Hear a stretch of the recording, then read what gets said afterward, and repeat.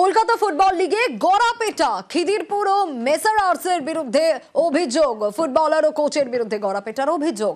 Fixing এর বিরুদ্ধে কড়া পদক্ষেপ আইএফ এর। কলকাতা পুলিশকে তদন্তভার আইএফ এর। আপাতত সাসপেন্ড ফুটবলার ও সহকারী কোচ।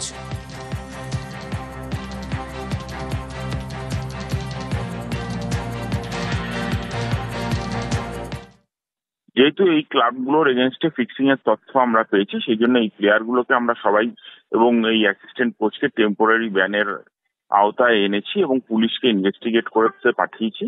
পুলিশ যতক্ষণ না ইনভেস্টিগেট করে এদের ক্লিন চিট দিচ্ছে, এরা কিন্তু ব্যানের আন্ডারেই থাকবে এবং যদি এদেরকে দোষী পাওয়া যায় তাহলে হয়তো এই ব্যান লাইফ টাইম হবে।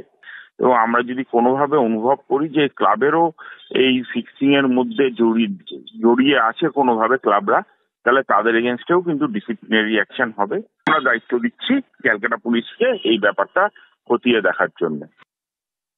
ও আমার প্লেয়ার ছিল, সেই ইয়েতেই কোনো এক সময় আমার সঙ্গে দেখা করতে এসেছিল, যা সৌজন্য সাক্ষাৎ, ব্যাস, আর এর বেশি কিছু না। তো পূর্ণ সহযোগিতায় রেডি আছি, কোনো সমস্যা নেই। কারণ আমি তো এইসব ব্যাপারের মধ্যে জানিও না, আমি এতদিন কোচিং করাচ্ছি, আমার এগেনস্টে কোনো রকম এলিগেশন নেই। হঠাৎ এবছর উঠলো এবং উঠে এই রকম জায়গায় চলে গেল, যেটাতে আমার তো অনেকটা ক্ষতি হয়ে গেল, না অনেকটাই ক্ষতি হয়ে গেল।